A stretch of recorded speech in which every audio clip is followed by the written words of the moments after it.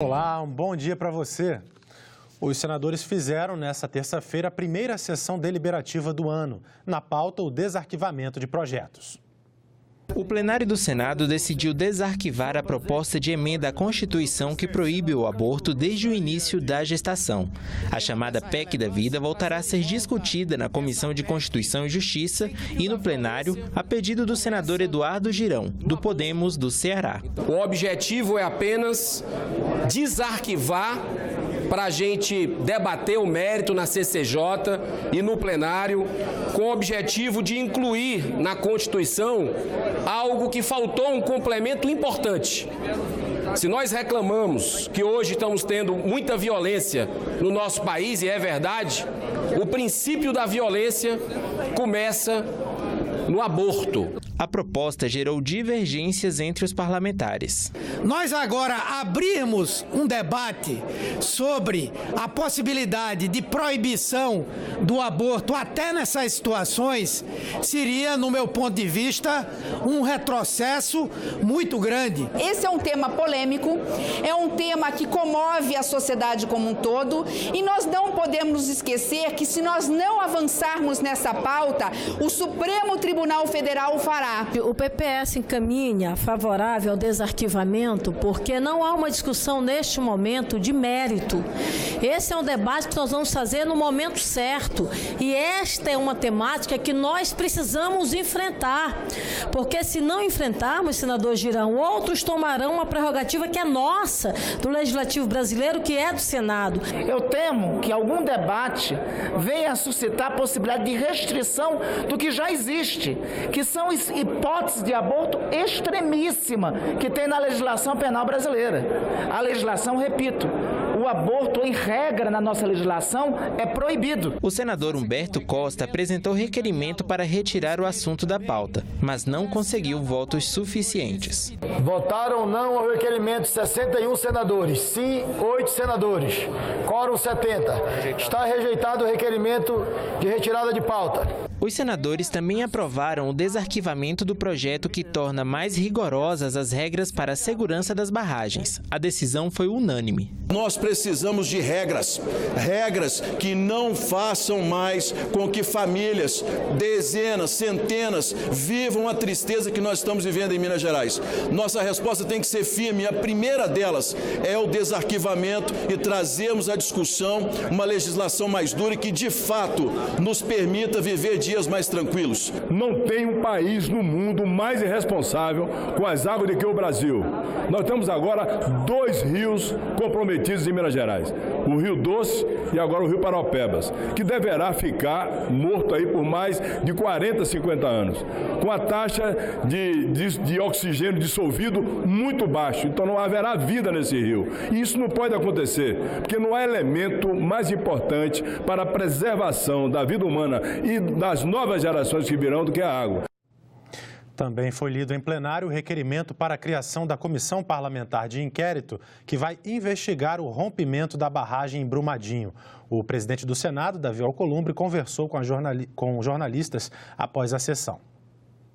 Havia uma discussão entre deputados e senadores da formatação da Comissão Parlamentar de Inquérito mista. Deputados e senadores não se entenderam em relação à formação conjunta desta CPI. Portanto, nós fizemos a leitura e instalamos a CPI. Tendo uma CPI no Senado, a gente pode dar mais celeridade para essa investigação. Em reunião de líderes nesta terça-feira, os senadores definiram os partidos que vão assumir a presidência das comissões permanentes do Senado. Os nomes dos presidentes e dos vice-presidentes devem ser votados nesta quarta-feira, às 10 da manhã. E, segundo o presidente do Senado, o acordo é resultado de um amplo entendimento entre as legendas partidárias. Eu disse no dia da eleição para presidente do Senado que eu iria buscar o entendimento com os senadores e com os líderes partidários para que a casa pudesse trabalhar e dar a resposta que o Brasil espera de todos nós. E assim nós fizemos ao longo desses últimos dias. Desde o dia 2 de fevereiro, a construção desses 10 dias se deu na convergência de todos os líderes partidários entenderem o sentimento do povo brasileiro e a força que o Senado tem nesse momento de apresentar para o Brasil o que o Brasil espera dos políticos e do Senado. O comando da Comissão de Constituição e Justiça, considerada a mais importante da casa, ficou com o MDB, que também levou a CMO e a Comissão de Educação. O nome do novo ou da nova presidente da CCJ ainda vai ser discutido pela bancada do partido no Senado. O MDB não é dividido em grupos. O MDB é um partido que tem companheiros e companheiras muito valorosos e muito competentes. Portanto, vamos conversar com os nossos companheiros. Não tem essa questão de grupo de A ou de B dentro do MDB. Pode ser a senadora Simone, pode ser outros companheiros, mas a Simone tem todas as condições de ser a nossa representante e acho que ela será, dependendo da decisão da bancada. A Comissão de Assuntos Econômicos, o segundo colegiado mais importante, ficará com o PSD. Cabe à CAI analisar concessões de empréstimos e dar pareceres sobre projetos na área econômica. Mas uma das primeiras tarefas da comissão deve ser a de sabatinar Roberto Campos Neto, indicado pelo governo para dirigir o Banco Central. Se der tudo certo amanhã por aclamação e o senador Omar Aziz for eleito o presidente da CAI, ele vai marcar com certeza o dia e a hora da sabatina do presidente do Banco Central. Além da Comissão de Assuntos Econômicos, o PSD também ficou com a Comissão de Relações Exteriores, já a Comissão de Direitos Humanos com o PT. A Rede Sustentabilidade comandará a Comissão de Meio Ambiente, o PSL, a Comissão de Agricultura e o DEM, a Comissão de Infraestrutura. O Podemos ficou com a indicação da Comissão de Assuntos Sociais e o PRB e o PSC revezarão na presidência e na vice-presidência da Comissão Senado do Futuro. O PSDB assumiu a indicação da Comissão de Desenvolvimento Regional e da Comissão de Fiscalização e Controle. O PP ficou com a Comissão de Ciência e Tecnologia. Aqueles partidos que não foram contemplados na mesa estão contemplados presidindo comissões. Tanto é que eu acho que nós realizaremos um feito inédito. Todas as comissões se reunirão ao mesmo tempo, às 10 horas, em suas respectivas salas e, por unanimidade, assim acredito, irão consolidar este acordo feito pelos líderes e feito pela Constituição estabelecida desde a eleição da presidência da mesa. Senadores pretendem debater o pacote anticrime do ministro da Justiça, Sérgio Moro, antes mesmo da chegada do texto ao Senado. A proposta que será encaminhada ao Congresso muda leis e decretos para tornar mais efetivo o combate à violência e à corrupção. O texto torna crime o Caixa 2 em campanhas eleitorais, com pena prevista de 2 a 5 anos de prisão. Hoje, os casos são julgados com base no Código Eleitoral como omissão ou falsidade na prestação de contas e não se aplica a quem pagou o Caixa 2.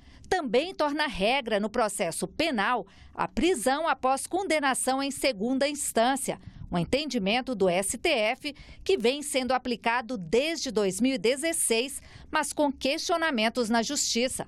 A proposta traz uma inovação, a possibilidade de acordo para quem confessa o crime em casos sem violência ou grave ameaça e com pena máxima inferior a 4 anos. Segundo a Associação dos Magistrados Brasileiros, esse tipo de acordo conta com o apoio de mais de 80% dos juízes que participaram de uma pesquisa feita pela AMB. Na proposta do ministro Moro, ela tem que passar pelo juiz, o juiz pode verificar as condições do acordo, tem que ouvir o investigado, o acusado, pode recusar a homologação do acordo. Para endurecer o combate aos crimes violentos, o texto do ministro Moro propõe início de cumprimento de pena em regime fechado para reincidentes, para quem comete crimes com armas de fogo e para condenados por organização criminosa. Vale também para condenados por corrupção ou peculato. Também acaba com as saídas temporárias de presos condenados por crimes hediondos e torna mais rígidas as regras para a progressão de regime desses crimes quando houver morte. Essa advogada, que faz parte do Fórum Brasileiro de Segurança Pública, diz que a proposta não vai resolver o problema da criminalidade. O problema, por exemplo, é eu imaginar, não é o homicida ficar mais ou menos tempo preso, né? O problema é eu saber que a cada 100 homicídios praticados no Brasil, mais de 90 não é que eles ficam impunes, eu sequer sei quem foi o autor. né? Então esse é um problema. Aprimorar a capacidade investigativa das polícias, equipar e treinar a polícia, esse é um problema. Né? Não me adianta ter uma pena maior, ou 3 vezes maior, ou 5 vezes maior, se eu continuar sequer chegando num processo criminal. A proposta ainda amplia os casos em que um juiz pode ouvir presos por videoconferência. A medida atende a uma demanda dos governadores que reclamam dos gastos com o transporte de presos para audiências nos tribunais. Só para você ter uma ideia, no ano de 2018, no Espírito Santo, 32 mil escoltas de presos, gasto desnecessário, risco a mais para a sociedade. Um dos pontos mais polêmicos da proposta é o que amplia os critérios de legítima defesa no julgamento de crimes cometidos por policiais em serviço. O texto diz que o juiz poderá reduzir a pena até a metade ou deixar de aplicá-la se o excesso tiver decorrido de medo, surpresa ou violenta emoção. O ministro Sérgio Moro tem reafirmado que o excludente de licitude não é uma licença para matar, mas a proposta recebe críticas. Nós vivemos num país que é um país conflagrado, em que existem disputas entre facções, organizações criminosas e também disputas entre estas e a polícia. Quando nós temos uma legislação penal que traz um nível de subjetividade que pode dizer que esta conflagração é uma guerra declarada, nós estamos dando uma licença para matar o inimigo. O ministro da Justiça, Sérgio Moro, já fez alguns ajustes no texto inicial, que deverá ser encaminhado ao Congresso. A discussão começa na Câmara, mas o presidente do Senado, Davi Alcolumbre, disse que a ideia é que os senadores adiantem o debate por aqui. Existem alguns senadores que querem, paralelamente à discussão na Câmara dos Deputados, já irem reunindo aqui com os líderes que estão tratando na Câmara para tentar adiantar o debate aqui no Senado. A parte de repressão está bem cuidada nesse projeto. É preciso qualificar, intensificar, tornar mais dura a repressão à prática de crimes, mas a gente tem que cuidar também do passo antecedente, que é a prevenção para que esses delitos não aconteçam. Isso passa na seara da violência urbana por educação, uma melhoria social, mas na seara do colarinho branco passa também por regras novas para normatizar e deixar mais claro o ambiente de negócios. As redes sociais e a troca de mensagens por meio de aplicativos tiveram grande influência nas eleições de 2018. Os parlamentares estão de olho no que acontece em tempo real na internet. A novidade é que tem até senador pedindo ajuda ao eleitor para decidir o voto dentro do plenário do Senado. Sábado, 2 de fevereiro de 2019. Na eleição para presidente do Senado, Jorge Cajuru, dentro do plenário, convoca os internautas para que participem da escolha do candidato via Facebook e muda o voto seguindo a maioria dos milhares de amigos na página. Eu inauguro uma nova forma de votar. É uma enquete em tempo real que está lá. Ainda que a possibilidade de participação direta e permanente da população nas decisões dos seus representantes seja tentadora, a proposta não está livre de problemas.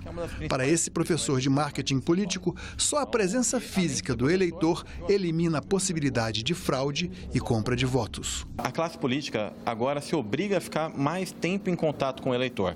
Você aproximou muito mais o eleitor do político. E tem um ponto negativo também.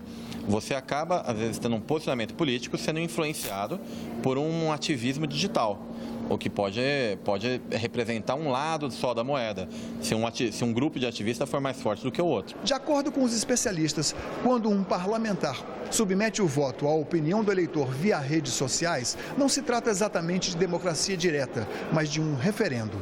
E lembram também que quando um político é eleito, ele recebe um mandato que lhe é outorgado para que ele próprio tome decisões. Por outro lado, como ficariam os casos em que os internautas votassem contra o que está na Constituição? Acho que é uma coisa que vai ser aperfeiçoada. O caminho está por ali. Cada vez mais políticos se utilizam ou de seus sites, ou de páginas em redes sociais, ou de aplicativos para isso. Não acho que isso seja ruim, mas tem que ser deixado muito claro que a decisão final é sempre do parlamentar. 912 mil visualizações, o primeiro pronunciamento meu no Senado, quase 1 milhão. Vai chegar ao 1 milhão, né? O primeiro projeto de Cajuru propõe fim da reeleição e mandato de 5 anos para presidente da República. Menos de 12 horas depois de colocar a proposta na rede, milhares de seguidores já tinham votado. Para afastar robôs e falsos perfis, Cajuru promete lançar um aplicativo capaz de certificar os dados oficiais de cada eleitor individualmente. Quando teremos esse aplicativo à disposição dos eleitores? Já agora na mais polêmica votação que vai existir, né, Paulo? Vai ser da reforma da Previdência, porque você sabe que ela vai entrar na pauta a toque de caixa, concorda comigo? O senador mais jovem da história foi eleito em 2018 e chegou ao Senado com 35 anos de idade, 215 mil votos e a promessa de se dedicar aos municípios. Para Irajá, eleito pelo Tocantins, o estado dele precisa de desenvolvimento. Veja na entrevista especial concedida à jornalista Renata de Paula. Olá. Criado pela Constituição de 1988, Tocantins é o estado mais novo do Brasil e elegeu o senador mais jovem da história do país, Irajá, do PSD, que vai conversar com a gente agora. Seja bem-vindo, senador. Obrigado. O senhor chegou ao Senado com a experiência de 2 mandatos como deputado federal e a presidência da Comissão de Agricultura na Câmara. Qual que é o objetivo do senhor com o mandato do Senado? Bom, para mim é uma alegria poder estar aqui representando o Tocantins, com muita gratidão aos tocantinenses e, claro, a Deus por essa oportunidade, com 215 mil votos de confiança que me honraram esse apoio e é claro que eu tenho o dever de poder representar o Tocantins com muita seriedade, com muita dedicação e principalmente muito trabalho. E eu venho trazendo essa experiência que eu tive no Congresso, na Câmara Federal, como deputado federal já por 8 anos, 2 mandatos. Tive a honra de poder presidir a Comissão da Agricultura, uma das comissões mais atuantes do Congresso Nacional. Fizemos um belíssimo trabalho, a Comissão da Agricultura teve nessa oportunidade o melhor desempenho dos seus 20 anos, desde a sua Constituição aqui no Congresso. Melhor desempenho em quantidade de projetos? Em matérias deliberadas, que a gente tem um indicador nas comissões que avalia o número de projetos que são deliberados na sessão, aprovados ou reprovados, enfim. E nesse ano especialmente eu tive a alegria, junto, claro, com todos os parlamentares que compõem a comissão, de poder imprimir um ritmo de trabalho eficiente e que permitiu que a gente teve esse resultado fantástico, tendo a melhor avaliação dos 20 anos da Comissão da Agricultura e isso, claro, me honrou muito. Durante esses 8 anos tive também a oportunidade, através do mandato de deputado federal, de destinar obras importantes à maioria dos municípios do Tocantins. Por emendas parlamentares. Através de emendas de minha autoria. Tive a honra de entregar obras em 106 municípios do estado. Teve cidades que eu tive a oportunidade de entregar 2, 3, às vezes 5 obras diferentes, mas pelo menos uma obra eu tive a chance de poder designar, poder destinar a cada uma dessas 106 cidades dos 139 municípios.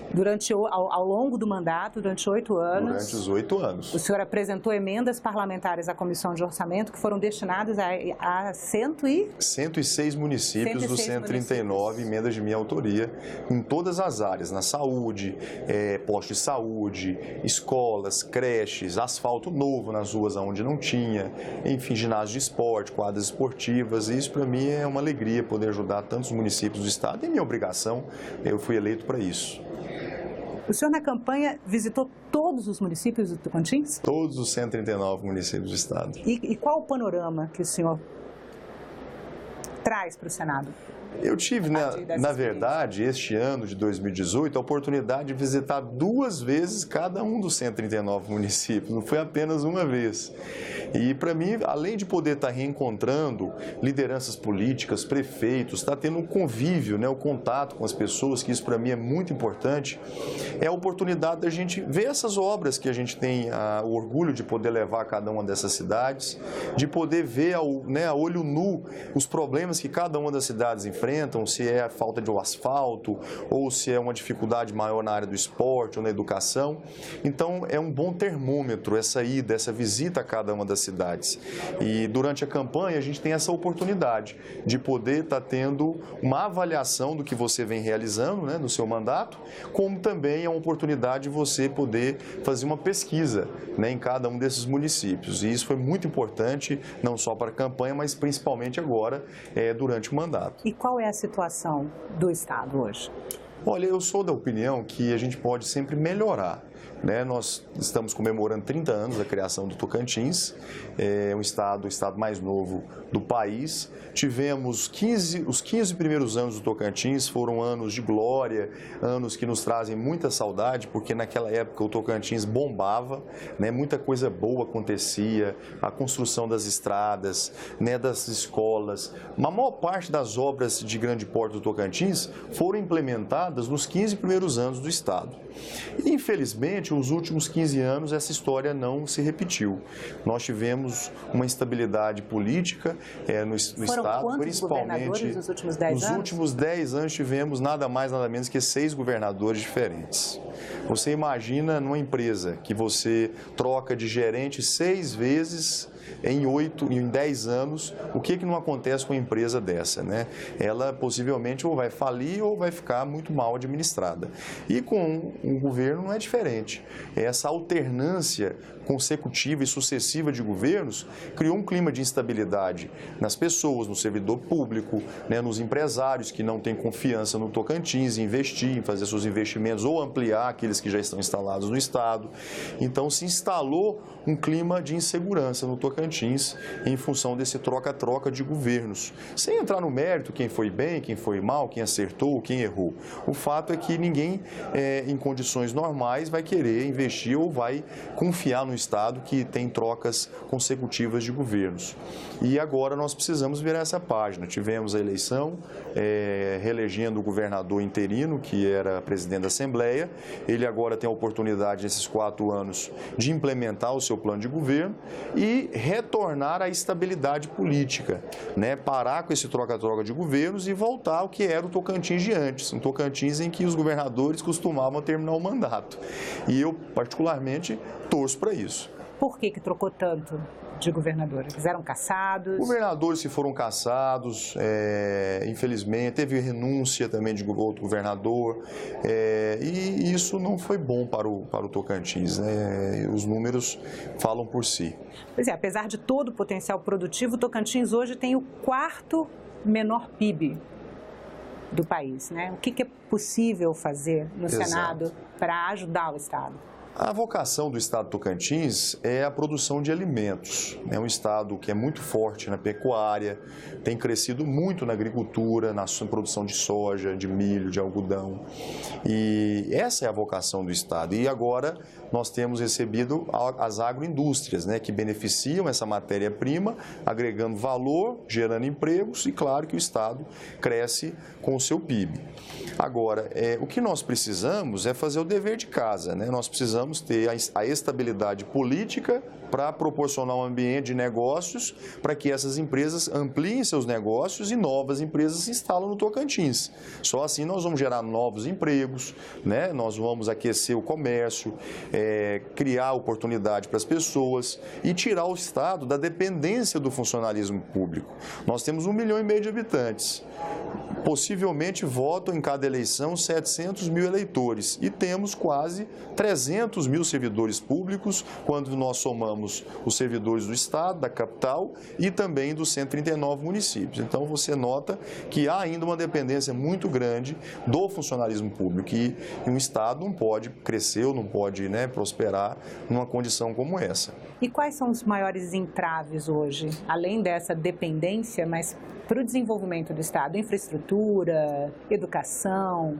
Olha, que pese todas as dificuldades que existem nas áreas da saúde pública, da educação, que são sempre desafios que todos os governos precisam enfrentar, mas no primeiríssimo lugar que eu destacaria é a estabilidade política.